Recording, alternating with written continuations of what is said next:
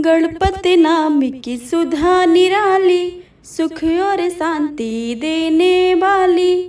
रोम रोम में इसे रमा लो, तन मन अमृत रूप बना लो। गजमुखधारी हर्ष के दाता, यही विधि है यही विधाता। शरणागत का सदा सहायक, इसका मनन सदा सुखदायक। ओम गंग गणपतये नमः। प्रेम से बोले गणपति महाराज की जय। हे प्रिय भक्तजनों, आज ज्येष्ठ मास बुधवार का दिन है और आप सभी सुनेंगे बुधवार गणेश भगवान की बहुत ही दुर्लभ एवं पावन व्रत कथा। तो आप सभी भक्तों से अनुरोध है कि कथा को भक्ति भाव से और प्रसन्न मनचित से पूरा अवश्य सुनिएगा और कमेंट बॉक्स में गणेश भगवान की जय लिखना बिल्कुल भी मत भूलिएगा। आइए आज की कथा का शुभ आरंभ करते हैं। जय श्री गणेश। सतयुग में 100 यज्ञ करने वाले एक पृथु नाम के राजा हुए। उनके राज्य में दयादेव नाम का एक ब्राह्मण रहते थे। वेदों में निषद उनके 4 पुत्र थे। पिता ने अपने पुत्रों का विवाह गृह सूत्र के वैदिक विधान से कर दिया था। उन चारों बहुओं में बड़ी बहू अपनी सास के कहने लगी, हे सासू जी, मैं बचपन से ही संकट नाशक गणेश भगवान का व्रत करती हूँ। मैंने पितृगृह में भी इस शुभदायक व्रत को किया है। अतः हे कल्याणी, आप मुझे यह व्रत अनुष्ठान करने की अनुमति प्रदान करें। पुत्र वधू की बात सुनकर उसके ससुर ने कहा कि हे बहू, तुम सब बहुओं में श्रेष्ठ हो और बड़ी हो। तुम्हें किसी प्रकार का कष्ट नहीं है और ना ही तुम भिक्षुणी हो। ऐसी स्थिति में तुम किस लिए व्रत करना चाहती हो? हे सौभाग्यवती, अभी तुम्हारा समय उपभोग करने का है। ये गणेश जी कौन है? फिर तुम्हें यह क्या करना है? कुछ समय के पश्चात बड़ी बहू गर्भवती हो गई। 10 माह के बाद उसने सुंदर बालक का प्रसव किया। उसकी सास बराबर बहू को व्रत करने का निषेध करने लगी और व्रत छोड़ने के लिए बहू को बाध्य करने लगी। व्रत भंग होने के फलस्वरूप गणेश जी कुछ दिनों में कुपित हो गए और उसके पुत्र के विवाह काल में वर वधू के सुमंगल के समय उसके पुत्र का अपहरण कर लिया। इन अनहोनी घटना में मंडप में खलबली मच गई। सब लोग व्याकुल होकर कहने लगे, लड़का कहाँ गया? लड़का कहाँ गया? किसने अपहरण कर लिया है? बारातियों द्वारा ऐसा समाचार पाकर उसकी माता अपने ससुर दयादेव से रो रो कर कहने लगी, हे ससुर जी, आपने मेरे गणेश चतुर्थी का व्रत छुड़वा दिया है, जिसके परिणाम स्वरूप मेरा पुत्र विलुप्त हो गया है। अपने पुत्र वधू के मुख से ऐसी बात सुनकर ब्राह्मण दयादेव बहुत दुखी हुए। साथ ही पुत्र वधू भी दुखित हुई। पति के लिए दुखित पुत्र वधू प्रति मास संकटनाशक गणेश जी का व्रत करने लगी। एक समय की बात है कि एक वेदज्ञ और दुर्लभ ब्राह्मण भिक्षाटन के लिए इस मधुर भाषणी के घर आए। ब्राह्मण ने कहा कि हे बेटी, मुझे भिक्षा स्वरूप इतना भोजन दो कि मेरी क्षुधा शांत हो जाए। उस ब्राह्मण की बात सुनकर उस धर्मपरायण कन्या ने उस ब्राह्मण का विधिवत पूजन किया। भक्ति पूर्वक भोजन कराने के बाद उसने ब्राह्मण को वस्त्र आदि दिए। कन्या की सेवा से संतुष्ट होकर ब्राह्मण कहने लगे, हे कल्याणी, हम तुम पर प्रसन्न हैं। तुम्हारी जो इच्छा हो वह वरदान मांग सकती हो। मैं ब्राह्मण वेशधारी गणेश हूँ और तुम्हारी प्रीति के कारण आया हूँ। ब्राह्मण की बात सुनकर कन्या हाथ जोड़कर निवेदन करने लगी, हे विघ्नेश्वर, यदि आप प्रसन्न हैं तो मुझे मेरे पति के दर्शन करा दीजिए। कन्या की बात सुनकर गणेश जी कहने लगे कि हे सुंदर विचार वाली, जो तुम चाहती हो वही होगा। तुम्हारा पति शीघ्र ही आएगा। कन्या को इस प्रकार का वरदान देकर गणेश जी वहीं से अंतर्ध्यान हो गए। उसी समय की बात है, सोम शर्मा नामक ब्राह्मण एक वन में से उस बालक को नगर में ले आए। अपने पौत्र को देखकर दयादेव नामक ब्राह्मण बहुत प्रसन्न हुए। बालक की माता के हर्ष की तो कोई सीमा ही ना रही। साथ ही संपूर्ण नगरवासी भी प्रमुदित हो गए।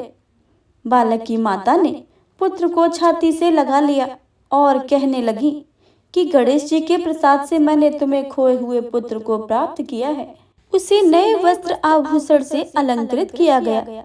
दयादेव तो बारंबार सोम शर्मा को प्रणाम करके कहने लगा, हे द्विजराज, आपकी कृपा से मैंने खोए हुए पुत्र को प्राप्त किया है। खोया हुआ बालक घर में आ गया है। सोम शर्मा को स्वादानुसार भोजन करवा के धोती दुपट्टा से विभूषित करके गोदान दिया गया। फिर से मंडप का निर्माण करके विधि पूर्वक वैवाहिक कार्यक्रम संपन्न किया गया। इसमें सभी पुरवासी भी प्रसन्न हुए। वह भाग्यशालीन कन्या अपने पति को पाकर धन्य हो उठी। हे गणेश भगवान, जैसे आपने ब्राह्मण के पुत्र वधू की मनोकामनाओं को पूर्ण किया है, वैसे आप सभी की करना। आपकी कथा को पढ़ने वाले, सुनने वाले, कहने वाले तथा हुंकार भरने वाले सब पर अपनी कृपा को बनाए रखना। तो प्रेम से बोले गणेश भगवान की जय। ओम नमः शिवाय। गणेश भगवान की दूसरी कथा के अनुसार एक समय की बात है कि विष्णु भगवान का विवाह लक्ष्मी जी के साथ निश्चित हो गया। विवाह की सारी तैयारी होने लगी। सभी देवताओं को निमंत्रण भेजे गए, परंतु गणेश जी को निमंत्रण नहीं दिया गया। कारण जो भी रहा हो, अब भगवान विष्णु की बारात जाने का समय आ गया। सभी देवता अपनी पत्नियों के साथ विवाह समारोह में आए। उन सब ने देखा कि गणेश जी कहीं दिखाई नहीं दे रहे हैं। तब वे आपस में चर्चा करने लगे कि क्या गणेश जी को न्योता नहीं भेजा है या स्वयं गणेश जी नहीं आए हैं। सभी को इस बात पर आश्चर्य होने लगा। तभी सबने विचार किया कि विष्णु भगवान से इसका कारण पूछा जाए। भगवान विष्णु से पूछने पर उन्होंने कहा कि हमने गणेश जी के पिता भोलेनाथ महादेव को न्योता भेजा था। यदि गणेश जी अपने पिता के साथ आना चाहते तो आ जाते। अलग से न्योता देने की कोई आवश्यकता भी नहीं थी। और दूसरी बात यह है कि उनके 1.25 मन मूंग, 1.25 मन चावल, 1.25 मन घी और 1.25 मन लड्डू भोजन दिन भर में चाहिए। यदि गणेश जी नहीं आएंगे तो कोई बात नहीं है। दूसरे के घर जाकर इतना सारा खाना पीना अच्छा भी नहीं लगता है। इतनी वार्ता कर ही रहे थे कि किसी ने सुझाव दिया कि गणेश जी भी आ जाएं तो उनको द्वारपाल बनाकर बैठा देंगे कि आप घर की याद रखना। आप तो चूल्हे पर बैठकर धीरे धीरे चलोगे तो बारात में बहुत पीछे ही रह जाओगे। यह सुझाव भी सबको पसंद आ गया। तो विष्णु भगवान ने भी अपनी सहमति दे दी। होना क्या था कि इतने में गणेश जी वहां पहुंच गए और उन्हें समझा बुझाकर घर की रखवाली करने बैठा दिया। बारात चल दी। तब नारद जी ने देखा कि गणेश जी तो दरवाजे पर ही बैठे हुए हैं। तो वे गणेश जी के पास गए और उनके रुकने का कारण पूछा। गणेश जी ने कहने लगे कि विष्णु भगवान ने मेरा बहुत अपमान किया है।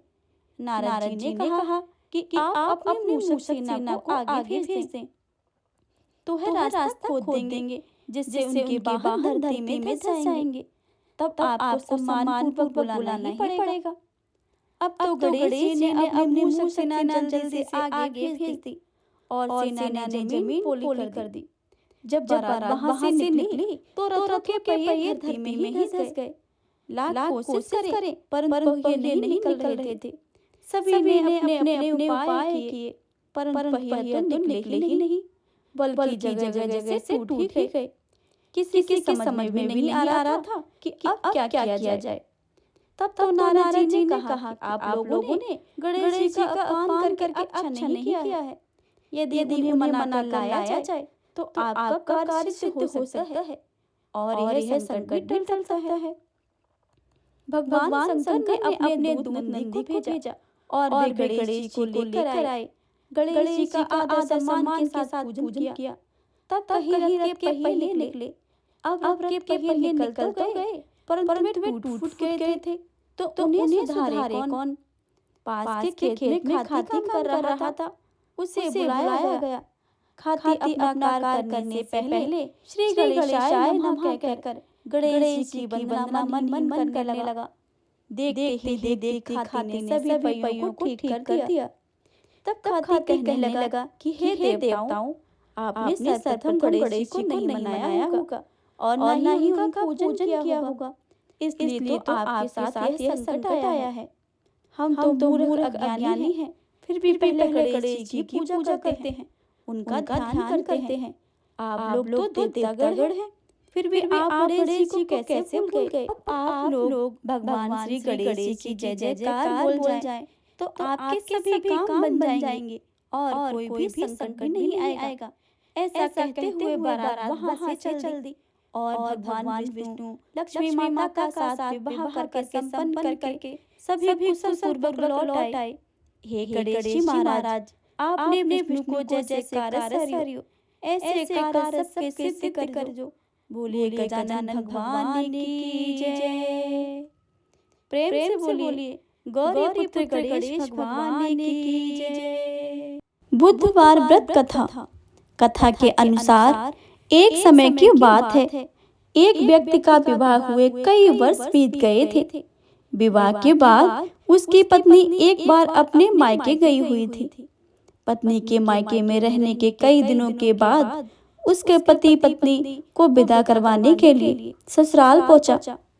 ससुराल में कुछ दिन तक रहने के बाद जब वह पत्नी को मायके से विदा करने की बात अपने सास ससुर से कही, बुधवार का दिन होने के कारण उसके सास ससुर ने कहा कि इस दिन बेटी ससुराल नहीं जा सकती है, इस कारण विदाई नहीं हो सकती है।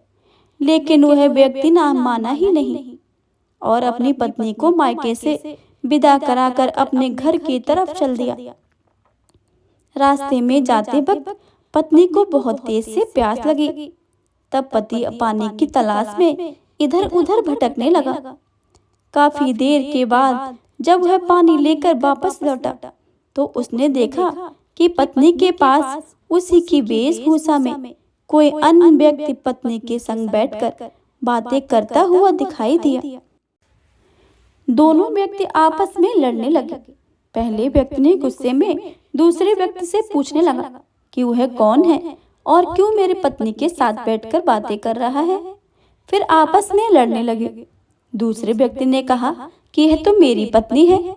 दोनों के बीच में भयानक लड़ाई होने लगी। तब वहां पर कुछ सिपाहियां आ गए और स्त्री से उसके असली पति के बारे में पूछने लगे।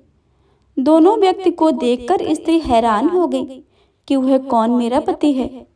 वह दुविधा में पड़ गई क्योंकि दोनों एक जैसे ही लग रहे थे।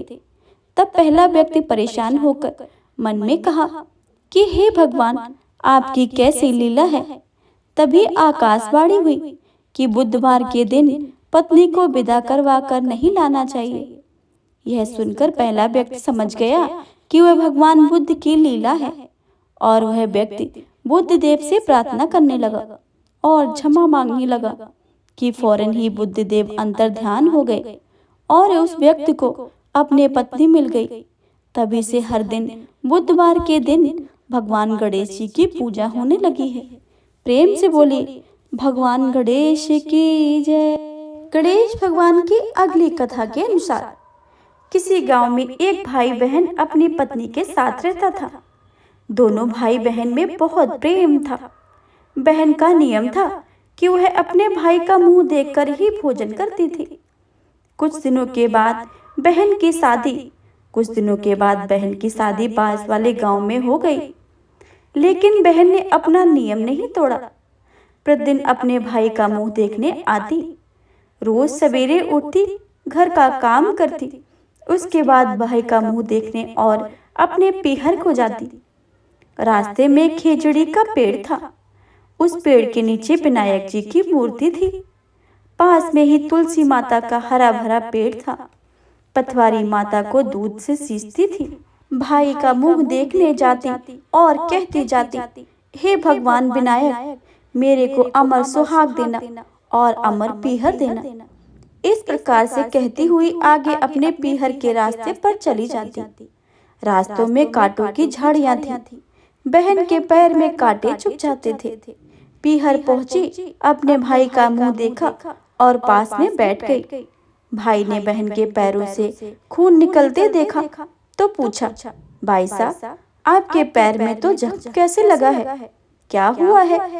तब बहन बोली, रास्ते में झाड़ियां थी, उसी के कांटे चुभ गए हैं। कुछ देर के बाद बहन अपने घर वापस चली गई। बहन के जाने के बाद नान भाई ने सोचा कि बहन मुझसे मिलने जाती है, रास्ते में झाड़ियां हैं, उसमें कांटे हैं और मेरी बहन के पैर में चुभ जाते हैं। अपनी बहन के घर से और अपने घर तक का रास्ता साफ कर दिया। रास्ते में से विनायक भगवान, तुलसी माता सभी को साफ करके किनारे कर दिया। इससे भगवान क्रोधित हो गए और भाई को हमेशा के लिए सोता छोड़ दिया। प्रातःकाल उठने पर पत्नी पति की अवस्था को देखकर रोने लगी।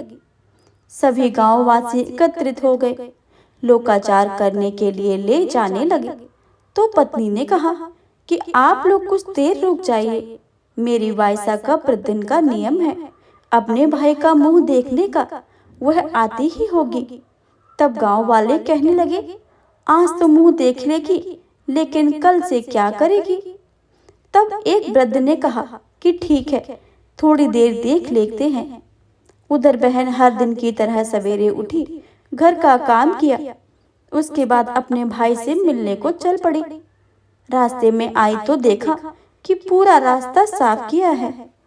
पेड़ के पास खेजड़ी का डाल दोबारा लगाया, 7 पत्थर लगाकर पथवारी माता बिठाई, विनायक जी की मूर्ति खोजकर दोबारा स्थापित किया, तुलसी जी का पेड़ लगाया। भगवान सूर्यदेव को साक्षी मानकर सबके पांव पकड़कर बोली, हे भगवान, अमर सुहाग देना, अमर पीहर का वास देना। इतना कहकर अपने पीहर की ओर चल दी। उसके जाने के बाद विनायक जी भगवान, खेजड़ी और माता तुलसी पथवारी माता, सूर्य भगवान ने सोचा, यदि इसके नहीं सुनी तो हमें कौन मानेगा।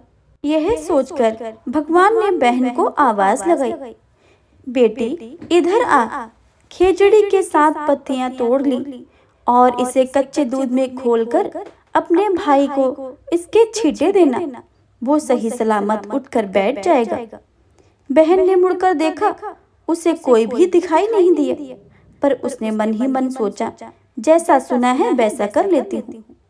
खेजड़ी की 7 पत्तियां तोड़कर उसने अपने पल्लू में बांध ली और चल पड़ी। अपने भाई के घर पहुंची तो देखा भाभी रो रही थी।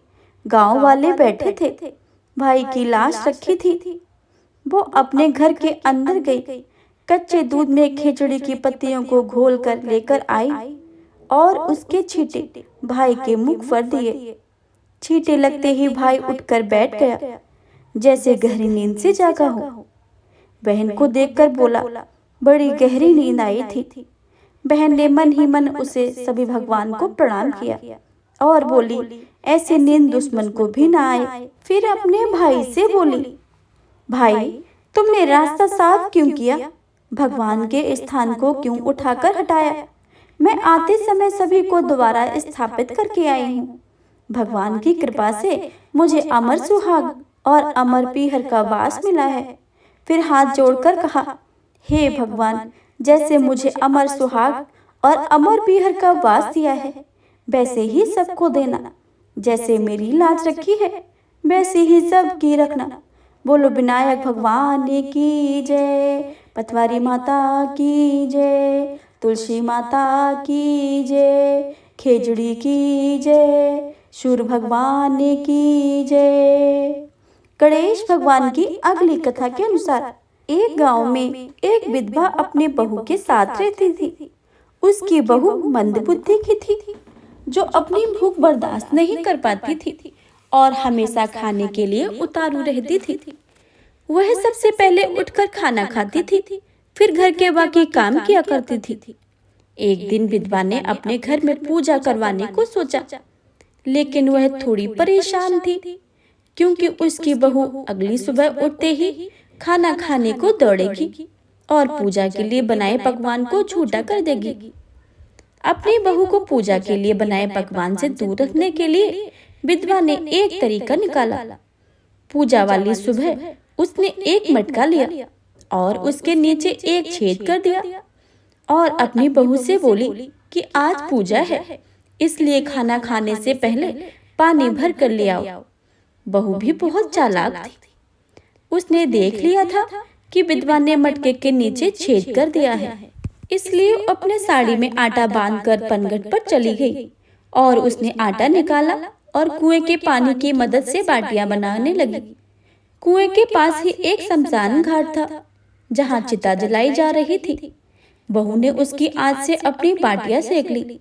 उसकी बाटियां सूखी थी तो वह पास में एक गणेश जी का मंदिर में चली गई, जहां गणेश जी को अब किसी ने चोला चढ़ाया हुआ था। उसने देखा कि गणेश जी की तोंद में पे घी लगा हुआ है। उसने उस घी को अपनी बाटी पर लगा लिया और उसका भोग गणेश जी को लगाकर वह बाटी खा ली और घर वापस चली आई। बहू की इस हरकत पर गणेश जी बहुत गुस्सा हुए और उन्होंने गुस्से में अपनी नाक पर उंगली चढ़ा ली। जब गांव वालों ने देखा कि गणेश जी ने अपनी नाक के ऊपर उंगली चढ़ा ली है तो उन्हें मनाने के लिए बहुत ही जद्दोजहद किया गया, लेकिन गणेश जी ने अपनी उंगली वापस नहीं उतारी। जब यह बात राजा को पता चली तो राजा ने बड़े बड़े पंडितों को और ज्योतिषियों को बुलवाया और हवन करवाया, लेकिन गणेश जी फिर भी नहीं माने। सब बहुत चिंतित थे। राजा ने पूरे गांव में ऐलान करवा दिया कि जो भी इंसान गणेश जी की नाक पर उंगली हटाने में सफल होगा उसे इनाम के तौर पर 5 गांव दिए जाएंगे। गांव के सभी लोगों ने गणेश जी को मनाने में लग गए, लेकिन गणेश जी माने ही नहीं और अपनी उंगली चढ़ाए ही रखे। अंत में विधवा की बहू बोली कि अगर आप सब आज्ञा दें तो वह गणेश जी की उंगली हटा सकती है। उसकी बातों को सुनकर विधवा हंसने लगी और बोली कि जब बड़े बड़े विद्वान कुछ नहीं कर पाए तो तू कैसे गणेश जी को मना पाएगी। किसी ने बोला कि जब सब लोगों को मौका मिला तो उसे भी एक मौका मिलना चाहिए। फिर सभी बहू को मौका देने के लिए मान गए, लेकिन बहू ने एक शर्त रखी। उसने कहा कि उसके घर से लेकर मंदिर तक पर्दा बांधा जाए। जब सब लोगों ने सोचा कि इतना कुछ तो कर ही चुके हैं तो पर्दा बांधने में क्या ही जाता है, बहू के कहे अनुसार उसके घर से लेकर मंदिर तक पर्दा लगाया गया। बहू ने अपना दिमाग लगाया और अपने पेटीकोट में एक मोगरी छिपाकर मंदिर चली गई। मंदिर जाकर उसने गणेश जी से बोला कि मैंने आपकी तोंद से जरा सा घी क्या ले लिया, आपने अपनी नाक पर उंगली चढ़ा ली। अब नाक से उंगली हटा रहे हो या दूं एक मोगरी? अभी के अभी टुकड़े टुकड़े हो जाएंगे। बहू की यह चेतावनी सुनकर गणेश जी थोड़ा डर गए और उन्होंने सोचा कि यह तो पूरी ही पागल है, कहीं सच में इसने मोगरी मार दी। तो गणेश जी ने बिना सोचे समझे अपनी नाक से उंगली हटा ली, जिसे देखकर गांव वाले खुशी हो गए और बहू के जय जयकार करने लगे। राजा के ऐलान के मुताबिक बहू को 5 गांव इनाम में दिए गए। इस कथा को सुनकर गणेश भगवान से लोग यह मांगते हैं कि जैसे आपने बहू की सब बात मानी है वैसे ही सबकी माने और सबकी मनोकामनाएं पूरी कर दें। तो प्रेम से बोले गणेश भगवान की जय।